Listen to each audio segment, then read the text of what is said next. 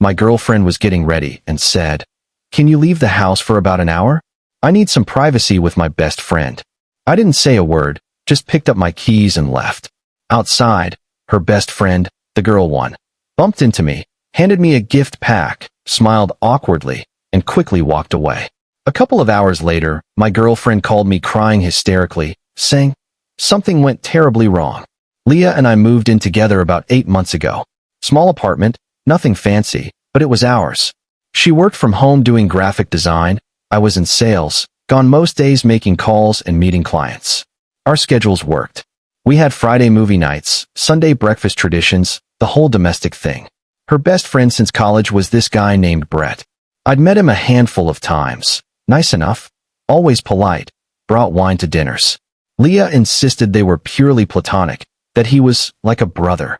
I believed her because I'm not the jealous type, and honestly, she'd never given me a reason not to trust her.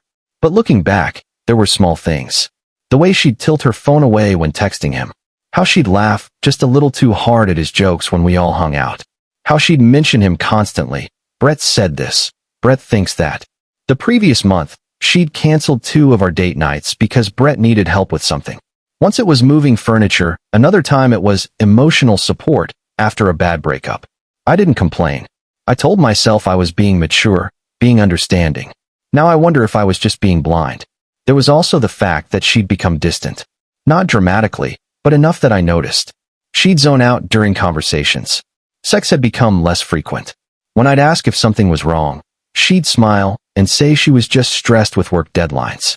I wanted to believe her, so I did. Thursday morning started normal. I was getting ready for work. She was at her laptop in pajamas nursing her second coffee. Around 10 a.m., I got a text from her. "Hey, can you leave the house for about an hour this afternoon? I need some privacy with my best friend." I stared at that message for a solid minute. Privacy? In our apartment? The apartment we shared? I texted back. "Everything okay? Yeah, just need to talk about something personal. Would really appreciate it." My gut twisted. Something felt wrong, but I couldn't articulate what. I typed and deleted 3 different responses before settling on. "Sure, what time?" "Around 2? Thanks, babe, red heart." The heart emoji felt like an afterthought, like she'd added it to soften the weirdness of her request. I tried to focus on work calls that morning, but I couldn't. My mind kept circling back to that text. Why couldn't she talk to Brett somewhere else? Why did it have to be our home? Why did she need me gone? I came home for lunch around 1:30 p.m., made a sandwich I barely tasted. Leah was in the bedroom, door closed, talking on the phone. Her voice was low, almost secretive. I stood outside the door for a moment, hating myself for it, but I couldn't hear what she was saying. Just murmurs and occasional soft laughs. I knocked once. "I'm heading out soon." "Okay, thank you." Her voice was too bright, too performative. I grabbed my keys, my wallet, and left without another word. Didn't kiss her goodbye. Didn't tell her I loved her. The apartment door closed behind me with a hollow click that felt heavier than it should have. I was halfway to my car when I nearly walked straight into someone. It was Violet, Leah's other best friend. The girl one. The one she'd known since high school. Her actual closest friend, if we're being honest. Violet was holding a small gift bag, wrapped with a ribbon and bow, and her face went completely pale when she saw me. "Oh, hey," she stammered, taking a step back like I'd caught her doing something wrong. "Hey, Violet. Looking for Leah?" I asked. No. She thrust the bag toward me like it was burning her hands. "This is for you, actually." I took it, confused. The bag was heavier than expected. "For me? What's the occasion?" Violet wouldn't meet my eyes. She stared at the ground, at her car, at anything but my face.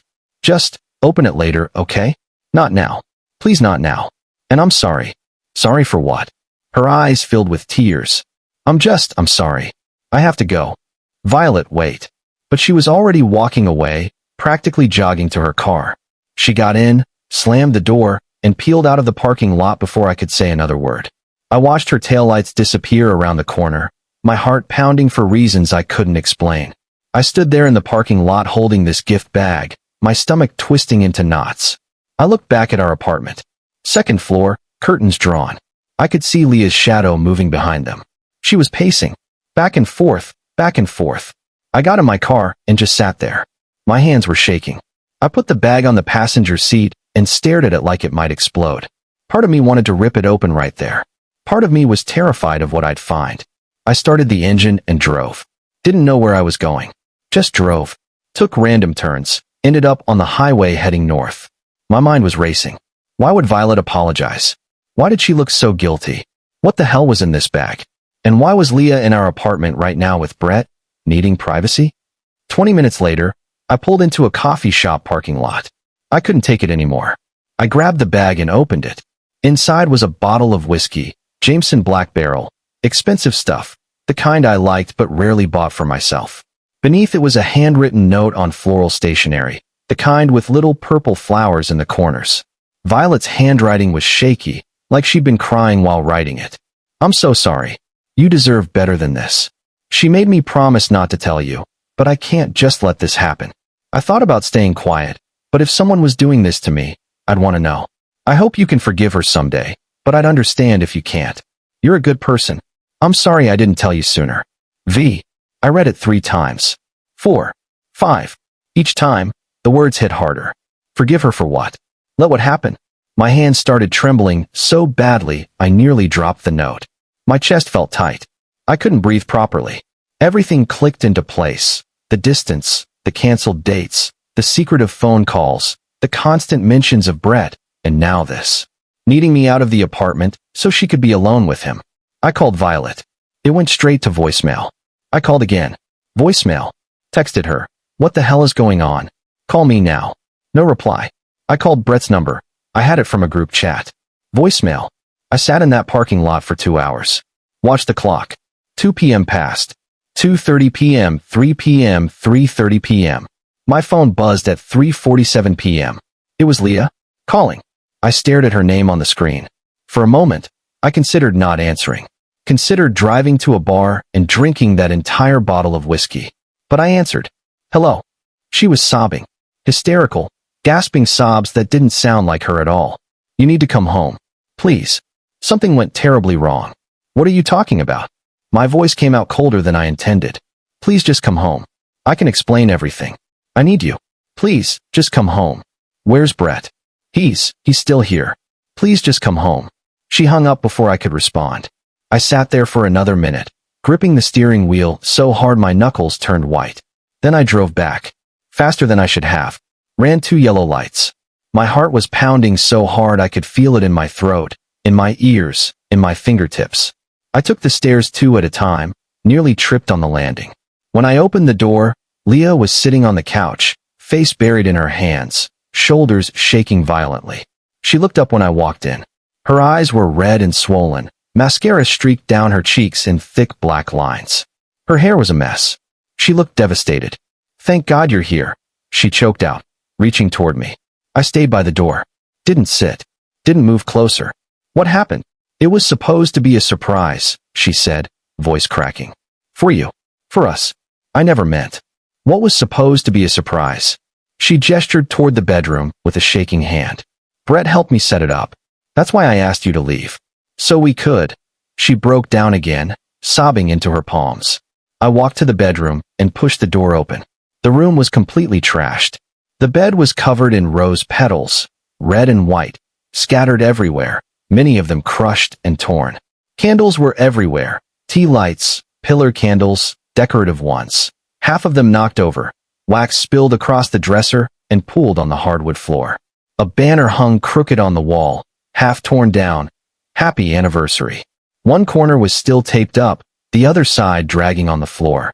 Balloons, gold and silver, were scattered across the room. Some popped, some deflating slowly. A small folding table had been set up near the window with champagne in an ice bucket, 2 crystal glasses, and a small jewelry box sitting open. Inside was a watch. Men's watch. Expensive looking, silver with a black leather band. I picked it up. It was heavy real. I turned it over. Engraved on the back in elegant script, to the love of my life. 3 years and forever. L. And sitting on the edge of the bed, head in his hands, looking absolutely miserable, was Brett. What the hell is going on? I said, my voice barely above a whisper. Brett looked up. His face was pale, drawn. He looked like he'd aged 5 years in the last hour. Man, I tried to tell her this was a bad idea. I told her she should just tell you what she was planning, but she wanted it to be a surprise. Tell me what was a bad idea? Leah appeared in the doorway behind me, still crying, makeup ruined. I wanted to surprise you. It's our 3-year anniversary next week.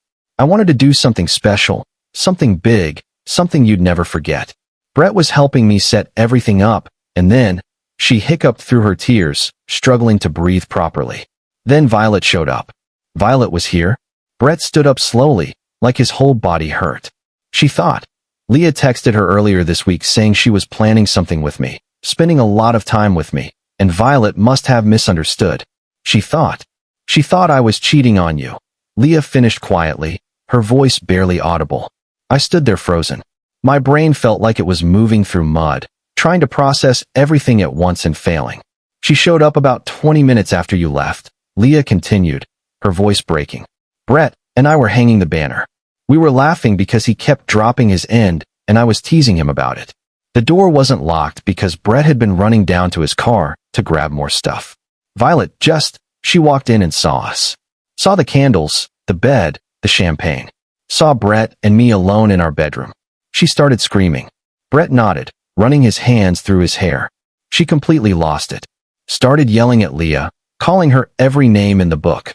She said Leah was disgusting, that she was throwing away the best thing that ever happened to her, that you deserved so much better. Leah tried to explain, but Violet wouldn't listen. She knocked over the candles, Leah said, gesturing at the wax spills. Tore down the banner. Kicked the table. Brett tried to get between us, tried to calm her down, but she just kept screaming. She said, Leah's voice broke completely. She said she was going to find you and tell you everything. That she wasn't going to let me ruin your life. I looked at Brett. He met my eyes, completely sincere. I swear on everything, man. We were just setting up a surprise anniversary thing. That's it. I was going to be gone before you got back. That was the whole point. Leah didn't want you to know I'd been here at all. She wanted you to come home and think she'd done all this herself. I walked over to the bed and sat down heavily. Picked up the jewelry box again. The watch inside was beautiful. The engraving was perfect. The whole room, minus the destruction, screamed effort. Thought. Planning. Love. So Violet thought. I trailed off, looking at Leah. She thought I was having an affair. Leah whispered, fresh tears spilling down her face. And she gave you that note, didn't she? That's why you look like God, you thought. I pulled the note from my pocket and handed it to her. She read it, her hands shaking, and more tears fell. She looked destroyed. She's been worried about us, Leah said softly, sinking down to sit on the floor, her back against the wall. I've been stressed with work. I've been distant. I've been spending so much time planning this and coordinating with Brett and shopping and trying to make everything perfect that I haven't been present with you. I didn't tell Violet what I was really planning because I wanted the surprise to be complete. I didn't want anyone accidentally letting it slip. She must have noticed me pulling away, noticed me talking about Brett constantly, and put the pieces together wrong. Brett moved toward the door. I'm gonna go. This is ya. You two need to talk. Alone. He paused, looking at me. I'm sorry, man. I really am. I thought we were doing something nice. Thanks for trying, I managed to say. He squeezed Leah's shoulder as he passed, gave me one more apologetic look, and left. The apartment door closed quietly behind him. The silence was deafening. Just Leah's quiet sniffling and the distant sound of traffic outside. I sat there on the bed holding that watch, turning it over and over in my hands. The engraving caught the light. To the love of my life. Leah stood up slowly and sat down on the couch. I joined her, leaving a little distance between us. She kept her hands in her lap, twisting her fingers together. I'm sorry, she said finally. I wanted to do something special. I wanted to show you how much you mean to me. I've been so focused on my career, and I felt like I was taking you for granted. I wanted one perfect day where everything was about us, about what we've built together. And it fell apart. I looked at her, really looked at her. The guilt on her face wasn't the guilt of someone caught. It was the guilt of someone whose good intentions had blown up in the worst possible way. Someone who'd wanted to do something beautiful and watched it turn into a nightmare. You should have told me, I said finally. Not about the surprise. I get why you wanted it to be a surprise. But Leah, I felt you pulling away for weeks. If Violet noticed it, I definitely noticed it. I didn't know what to think, but I knew something was wrong. I know. Her voice broke again. I've been so focused on planning this, on making it perfect, on coordinating everything, that I forgot to just be present with you. I thought I was doing something good, something romantic, but I was actually hurting you in the process. I'm so sorry. I exhaled slowly, setting the watch down on the coffee table. And you really weren't. You and Brett. No. She looked me dead in the eye, and I saw nothing but truth there. Never. I would never do that to you. Brett's my friend. That's all he's ever been. He was helping me because I needed help carrying stuff, setting things up, and I didn't want to ask any of our other friends because I was afraid word would get back to you. He was the safe choice. Or at least I thought he was. I believed her. Maybe I was an idiot for believing her so quickly after everything, but I did. The evidence was all around me. The banner, the candles, the watch, the effort. This wasn't the setup of an affair. This was the wreckage of good intentions. Violet owes you an apology too, I said. A big one. Leah nodded. I'll talk to her. She was just trying to protect you. I can't even be that mad at her, honestly. If I saw my best friend's girlfriend in a bedroom with another guy, I'd probably react the same way. She could have asked you what was going on before destroying everything. She was emotional. She loves you. As a friend, I mean. She was trying to save you from getting hurt. Leah wiped her eyes with the back of her hand. God, what a mess. We sat there for a long time, not saying anything. The destroyed bedroom was visible through the doorway, a constant reminder of how badly things had gone. Eventually, I reached over and took her hand. She squeezed it like a lifeline. Next time you want to surprise me, I said, just make me dinner or something. This was a little too much drama for one afternoon. She laughed, a wet, broken sound, and leaned her head on my shoulder. Deal. No more elaborate surprise plans. Just dinner and Netflix. I can live with that. We stayed like that for a while, her head on my shoulder, my hand in hers. The panic that had been eating at me for hours finally started to fade. My heartbeat slowed. The knot in my chest loosened. I really am sorry, she whispered. I know you are. Do you forgive me? I thought about it. Really thought about it. Yeah, I do.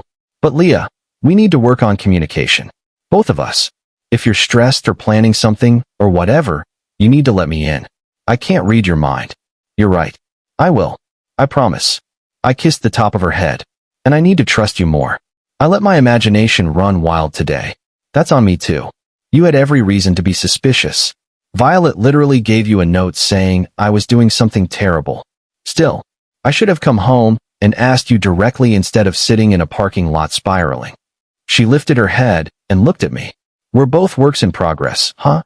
Yeah, but we're working on it together. She smiled. A real smile this time, small but genuine. I love you. I love you too. Update. I called Violet the next morning. She answered on the first ring. I'm so sorry, she said immediately, words tumbling out in a rush. I jumped to conclusions.